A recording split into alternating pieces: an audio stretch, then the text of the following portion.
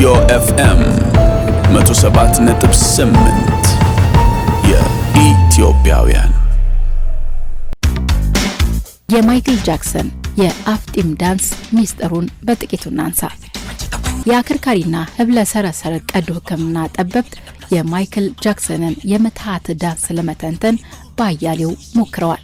በተለይም ስሙዝ ክሪሚናል በሚለው ሙዚቃው ላይ የሚያሳየው ሰዋዊው ያልሆነ መጥመልመል እንዴት ሊያሳካው ቻለ የሚለው ጥያቄ ሳይንሳዊ ምላሽ ሳያገኝ ከርሞ ነበር። በ1987 እንደ አውሮፓውያን አቆጣጠር በለቀቀው የሙዚቃ ስራው ማይክል በ45 ዲግሪ ወደፊት በማዘንበል የማይቻል የሚመስል እንቅስቃሴ አድርጎ ዓለምን አስደምሞ ነበር።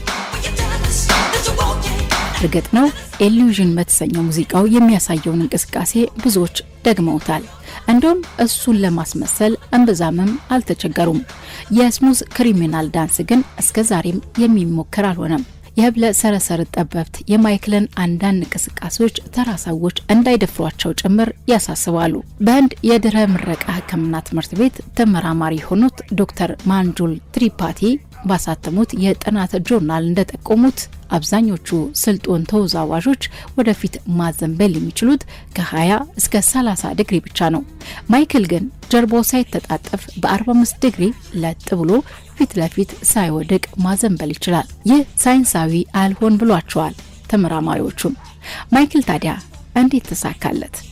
እነዚህ ተመራማሪዎች እንዳረጋገጡት ከሆነ የማይክልን ስሙዝ ክሪሚናል የተሰኘ የዳንስ ስልት ሌላ ማንኛውም ሰው ቢሞክረው በአፍጢሙ ሊደፋ ይችላል። በማይክል ቁመናና ሰውነትን የማዘዝ ክህሎት ላይ የሚገኙ ቀልጣፋ ሰዎች እንኳን 45 ዲግሪ ወደፊት ማዘንበልን ሊያሳኩት አይችሉም።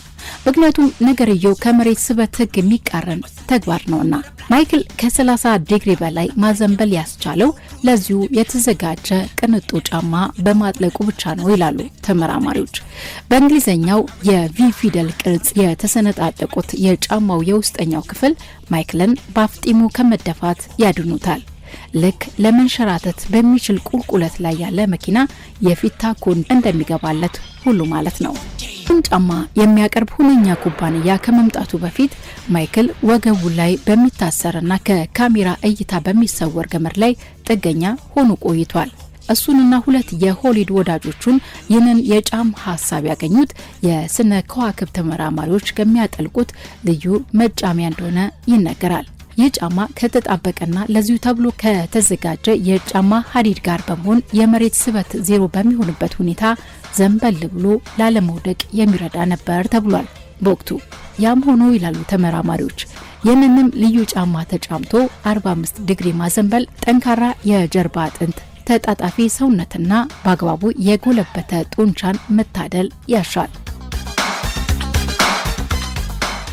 በርካታ የማይክል አድናቂዎችና ይህንን ጥናት በጆርናል ያሳተሙ ሐኪሞች ጭምር ይህንን እንቅስቃሴ የማይቻል ሲሉ ድምዳሜ ላይ ደርሰዋል። ሌሎችም እንዳይሞክሩት በማሳሰብ ጭምር። ዶክተር ትሪፓቲ እንደሚሉት ይህንን የአፍጢም ዳንስ የሚሞክሩ ደፋሮች መጀመሪያ የሚያጋጥማቸው የቁርጭምጭሚት ወለምታ ነው።